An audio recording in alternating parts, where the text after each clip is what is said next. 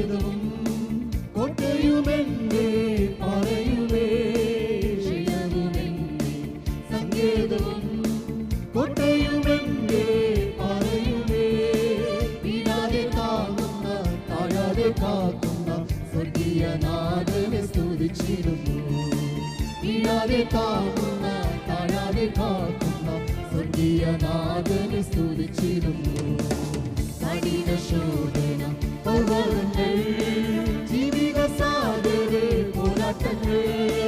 കഠിന ശോധന പർവ്വതങ്ങൾ ജീവിത സാഗരേ പോരാട്ടങ്ങൾ. വൻതിരമാല പോലെ ജ്വലിച്ചിരുന്നു മാറാത്തനാഥനെ സ്തുതിച്ചിരുന്നു. വൻതിരമാല പോലെ ജ്വലിച്ചിരുന്നു മാറാത്തനാഥനെ സ്തുതിച്ചിരുന്നു. ശൈലവുമെന്നേ സങ്കേതവും കോട്ടയുമെന്നേ പറയുവേ. ശൈലവുമെന്നേ സങ്കേതവും കോട്ടയുമെന്നേ പറയുവേ. വീഴാതെ കാക്കുന്ന താഴാതെ കാക്കുന്ന സ്വർഗീയനാഥനെ സ്തുതിച്ചിരുന്നു. വീഴാതെ താങ്ങുന്ന താഴാതെ കാക്കുന്ന സ്വർഗീയനാഥനെ സ്തുതിച്ചിരുന്നു. ക്രൂശിൽ എന്റെ എത്തിച്ചോളേ. ക്രൂശിൽ എന്റെ എത്തിച്ചോളേ. കണ്ണീരേ രക്തം ചിന്തി എന്നെ വീണലിനാ. കണ്ണീരേ രക്തം ചിന്തി എന്നെ വീണലിനാ. ശൈലവുമെന്നേ സങ്കേതവും കോട്ടയുമെന്നേ പറയുവേ. ശൈലവുമെന്നേ സങ്കേതവും കോട്ടയുമെന്നേ പറയുവേ. വീഴാതെ താങ്ങുന്ന താഴാതെ കാക്കുന്ന സ്വർഗീയനാഥനെ സ്തുതിച്ചിരുന്നു. വീഴാതെ താങ്ങുന്ന താഴാതെ കാക്കുന്ന സ്വർഗീയനാഥനെ സ്തുതിച്ചിരുന്നു.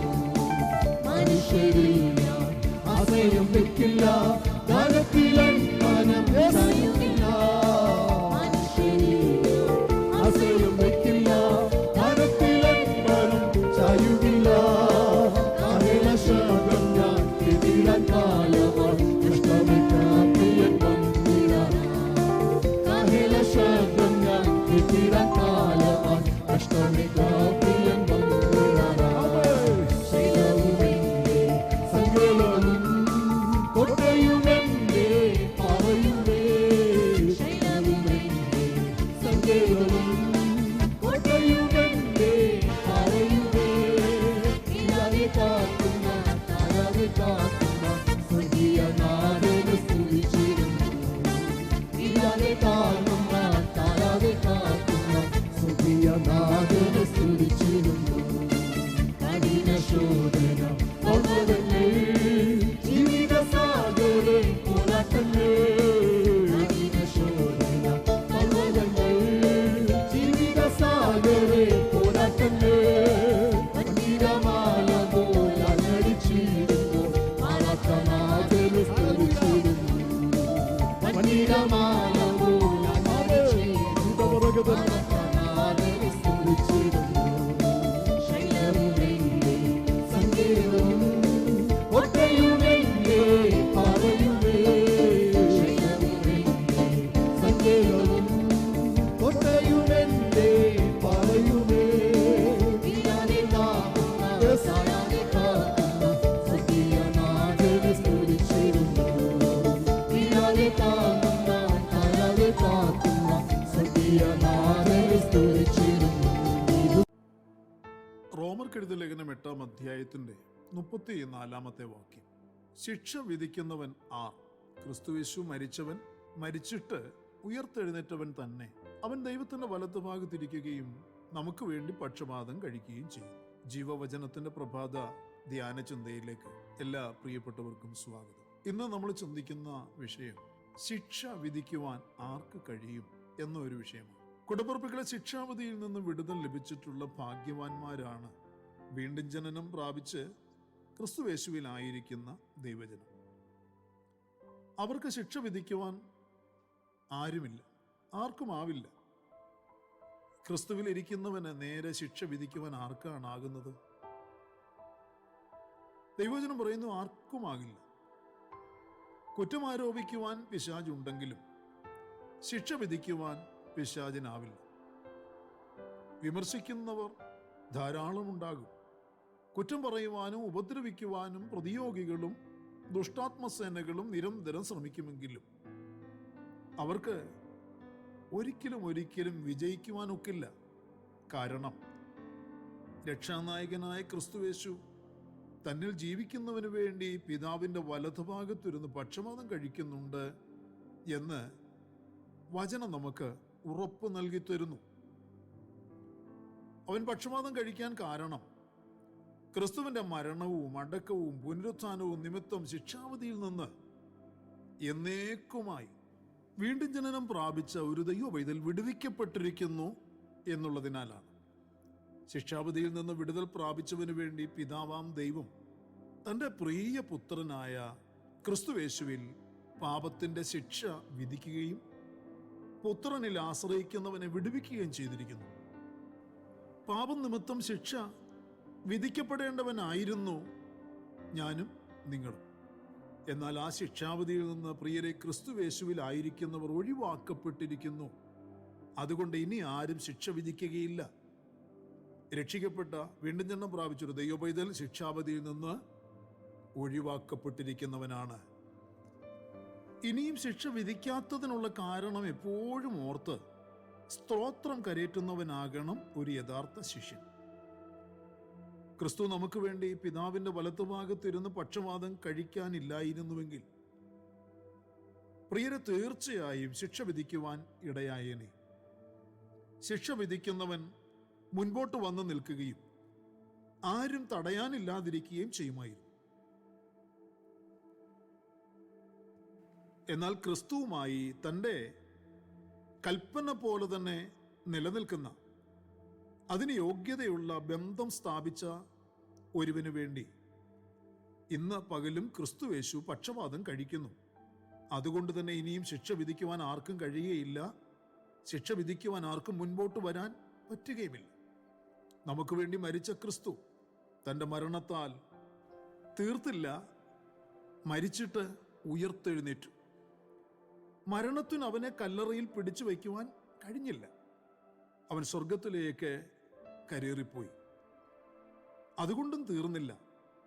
പിതാവിൻ്റെ വലത്തുഭാഗത്തിരുന്ന് തൻ്റെ മരണം, തൻ്റെ അടക്കം, തൻ്റെ പുനരുത്ഥാനം എന്നിവയുടെ ഏകീഭാവം സ്വീകരിച്ചവർക്ക് വേണ്ടി മധ്യസ്ഥത ചെയ്യുന്നു. ക്രിസ്തുവിനോട് ഐക്യപ്പെട്ടവരായ ദൈവമക്കൾക്ക് ഒരു ശിക്ഷാവധിയും ഇനിയില്ല എന്ന് ദൈവത്തിൻ്റെ വചനം പറയുന്നു. പ്രസന്ന പൗലോസ് റോമർക്കെഴുതിയ ലേഖനത്തിൽ പറയുന്നത്, അതുകൊണ്ട് ഇപ്പോൾ ക്രിസ്തുയേശുവിലുള്ളവർക്ക് ഒരു ശിക്ഷാവധിയും ഇല്ല. ആ അനുഭവം ആത്മാവിൽ പ്രാപിച്ചിരിക്കുന്ന ദൈവമക്കൾക്കായി സ്തോത്രം ചെയ്യുന്നു. നമ്മുടെ കർത്താവ് ഉയർത്തെഴുന്നേറ്റവൻ തന്നെ മരണത്തിൻ്റെ വീര്യവും വിഷമുള്ളും ക്രിസ്തുയേശുവിൻ്റെ പുനരുത്ഥാനത്തോടുകൂടി തകർന്നുപോയി. തൻ്റെ പുനരുത്ഥാനത്തിൽ കൂടി അവൻ പുതിയ നിയമം ഉളവാക്കി. പഴയ നിയമത്തിൽ കഴിഞ്ഞിരുന്നവരെ തൻ്റെ ജീവനുള്ള രക്തത്താൽ വിലയ്ക്ക് വാങ്ങി. വിലയ്ക്ക് വാങ്ങപ്പെട്ടവരുടെ മേൽ നിലനിന്നിരുന്ന പാപത്തിൻ്റെയും മരണത്തിൻ്റെയും അടിമത്വം തകർത്തു കളഞ്ഞ് അവർക്ക് തൻ്റെ ജീവൻ്റെ ആത്മാവിൻ്റെ പ്രമാണത്താൽ സ്വാതന്ത്ര്യം വരുത്തി. റോമർ 8:2 ഇങ്ങനെ വായിക്കുന്നു. പൗലോസ് അപ്പോസ്തലൻ അതിനെ വ്യക്തമാക്കി ദൈവസഭയ്ക്ക് കൊടുത്തിരിക്കുന്നത് ഇങ്ങനെയാണ് എഴുതി വച്ചിരിക്കുന്നത്: ജീവന്റെ ആത്മാവിന്റെ പ്രമാണം എനിക്ക് പാപത്തിൻ്റെയും മരണത്തിൻ്റെയും പ്രമാണത്തിൽ നിന്ന് സ്വാതന്ത്ര്യം വരുത്തി തന്നിരിക്കുന്നു. പ്രിയരെ, ഒരു പുതിയ പ്രമാണം തന്നിൽ ആശ്രയിക്കുന്നവർക്ക് വേണ്ടി സ്ഥാപിക്കുകയും ആ പ്രമാണത്താൽ അവകാശം പ്രാപിക്കുന്നവന് വേണ്ടി നിയമം സ്ഥാപിച്ച നിയമകർത്താവ് പക്ഷപാതം കഴിക്കുകയും ചെയ്തുകൊണ്ടിരിക്കുകയാണ്. അത് താങ്കൾക്ക് ഇന്നും ഉണ്ട്. താങ്കൾ അതിന് അർഹതപ്പെട്ടിരിക്കുന്നു, അവകാശപ്പെട്ടിരിക്കുന്നു എന്ന് വ്യക്തമായി തിരിച്ചറിയാൻ കഴിയണം. ഇല്ല, എനിക്കത് അവകാശമാക്കിയെടുക്കാൻ ഇതുവരെ കഴിഞ്ഞിട്ടില്ല എന്ന് ദൈവവചന പഠനത്തിൻ്റെ വെളിച്ചത്തിൽ മനസ്സിലാക്കാൻ കഴിയുന്നെങ്കിൽ, അങ്ങനെ കഴിയാത്തവർ അങ്ങനെ മനസ്സിലാക്കാൻ ഇടയായി തീരണം. വചനപഠനത്തിൽ കൂടി അങ്ങനെ മനസ്സിലാക്കാൻ കഴിയുന്നുണ്ടെങ്കിൽ കൂടപ്പുറപ്പെ തീർത്തും ഇപ്പോൾ തന്നെ അവകാശം താങ്കൾ ഉപയോഗിക്കുക, ആ സ്വാതന്ത്ര്യം ഉപയോഗിക്കുക. ദൈവമക്കളായി തീരുവാനുള്ള അവകാശവും സ്വാതന്ത്ര്യവും ഉപയോഗിക്കുക. പ്രിയരെ, നമുക്ക് വേണ്ടി പകരക്കാരനായി ശിക്ഷാവിധി ഏറ്റെടുത്തവൻ തന്നെ നമുക്ക് നിയമകർത്താവായി ജീവിച്ചിരിക്കുന്നു. അതുകൊണ്ട് ആർക്കും ഇനി നമ്മെ ശിക്ഷ വിധിക്കുവാനാവില്ല. പുത്രനായ ക്രിസ്തുവിൽ കൂടി പിതാവാം ദൈവം നമ്മെ അംഗീകരിച്ചിരിക്കുന്നു. പിതാവ് അംഗീകരിച്ചവനെ ഒരിക്കലും പിതാവ് ശിക്ഷ വിധിക്കുകയില്ല. ഇതാണ് സ്വർഗത്തിൽ നമുക്ക് വേണ്ടി നടന്നുകൊണ്ടിരിക്കുന്നത്. അത് തിരിച്ചറിയുന്നവർക്കായി ദൈവത്തിന് സ്തോത്രം ചെയ്യുന്നു, ദൈവത്തെ മഹത്വപ്പെടുത്തുന്നു. പ്രിയർ, ഈ സത്യം ആർക്കും മറിച്ചു കളയാനാവുന്നില്ല. ഈ ധൈര്യമാണ് ഒരു വിശ്വാസിയെ വിശ്വാസത്തിൻ്റെയും പ്രത്യാശയുടെയും സ്ഥിരതയുള്ളവരായി നിലനിർത്തുന്നത്. ഈ സത്യം ഒരു വിശുദ്ധന്റെ ഹൃദയത്തിൽ എത്ര വലിയ സ്വർഗീയ സമാധാനവും ആനന്ദവും നൽകുന്നു എന്ന് അനുഭവിച്ചറിയുക തന്നെ വേണം. അത് പറഞ്ഞറിയിക്കുവാൻ കഴിയുന്നതിനും അപ്പുറമുള്ള സന്തോഷവും അനുഗ്രഹവും വിടുതലും സമാധാനവുമാണ്. വിശുദ്ധന്റെ അവകാശത്തിന്റെ നില എത്ര ഭദ്രവും ശ്രേഷ്ഠവുമാണെന്ന് പ്രിയരെ ഒന്ന് മനസ്സിലാക്കുക. കൂടപ്പിറപ്പുകളെ, നിങ്ങളുടെ വിശ്വാസത്തിന്റെ, നിങ്ങളുടെ പ്രത്യാശയുടെ നില എപ്രകാരമുള്ളതാണ്? പിതാവാം ദൈവത്താൽ നിങ്ങൾ അംഗീകരിക്കപ്പെട്ടിരിക്കുന്നു എന്ന ഒരു ഉറപ്പ് തിരുവചന കേൾവിയിൽ പഠനത്തിൽ നിന്ന് നിങ്ങൾക്ക് പ്രാപിക്കുവാനായിട്ടുണ്ടോ? ഇല്ലെങ്കിൽ അത് ഇന്ന് തന്നെ, ഈ ദിവസങ്ങൾ തന്നെ അത് കൈവശമാക്കുവാൻ താല്പര്യപ്പെടുക. പഴയ പ്രമാണത്തിന്റെ അടിമത്തത്തിൽ നിന്ന് പുതിയ പ്രമാണത്തിന്റെ, അർത്ഥാൽ മരണത്തിന്റെ പ്രമാണത്തിന്റെ അടിമത്തത്തിൽ നിന്ന് സ്വാതന്ത്ര്യത്തിന്റെ പ്രമാണത്തിന്റെ ആ സന്തോഷത്തിലേക്ക്, അനുഭവത്തിലേക്ക്, ജീവന്റെ പ്രമാണത്തിന്റെ ആ സ്വാതന്ത്ര്യത്തിലേക്ക് കടന്നു വന്ന് ആ സ്വാതന്ത്ര്യം അനുഭവിക്കുവാനാകുന്നുവോ? നിങ്ങളുടെ പകരക്കാരനായി ക്രിസ്തുവേശുവിൽ നിങ്ങൾ ആയിരിക്കുന്നുണ്ടോ? ശിക്ഷാവിധി നിങ്ങളുടെ ജീവിതത്തിൽ നിന്ന് ഒഴിവാക്കിയിട്ടുണ്ടോ?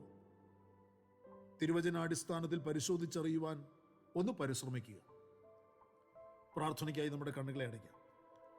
പരിശുദ്ധനായ ഞങ്ങളുടെ സ്വർഗീയ പിതാവേ, അനുഗ്രഹിക്കപ്പെട്ട നല്ല ദിവസം പ്രഭാതത്തിൽ ദൈവത്തിന് മാറ്റമില്ലാത്ത തിരുവചനത്തിന്റെ സത്യം കേൾക്കാൻ, ഗ്രഹിക്കാൻ ഞങ്ങൾക്ക് നൽകി തന്ന അവസരത്തിനായി സ്തോത്രം. വചനം കേട്ട അങ്ങയുടെ കുഞ്ഞുങ്ങൾ ഓരോരുത്തരും അവരുടെ പ്രാഗൽഭ്യം തെളിയിക്കുവാൻ കർത്താവ് ഈ ദിവസങ്ങളിൽ അവർ അവസരം കണ്ടെത്തുവാൻ സഹായിക്കണമേ. അവരുടെ വീണ്ടെടുപ്പുകാരൻ കർത്താവായ യേശു ക്രിസ്തു അവരുടെ മഹാപുരോഹിതനായി അവർക്ക് വേണ്ടി പക്ഷപാതം കഴിക്കുന്നുണ്ട്.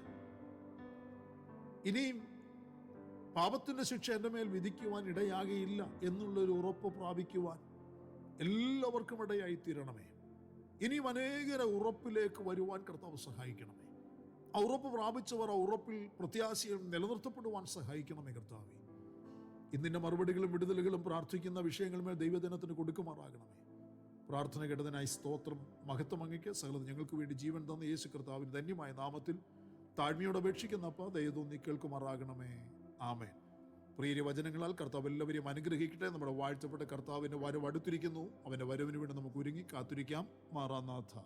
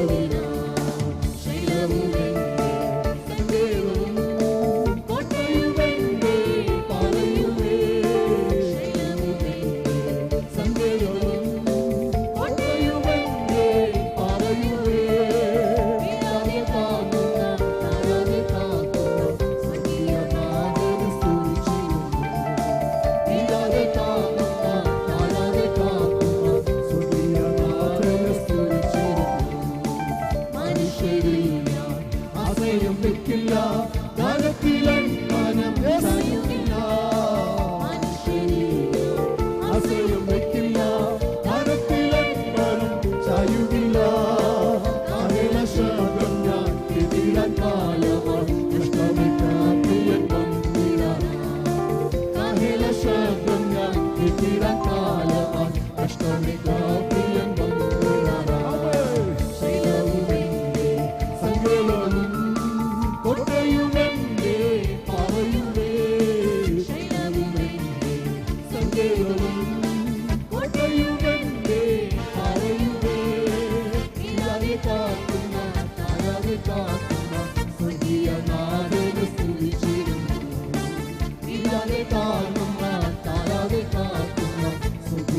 നാഥ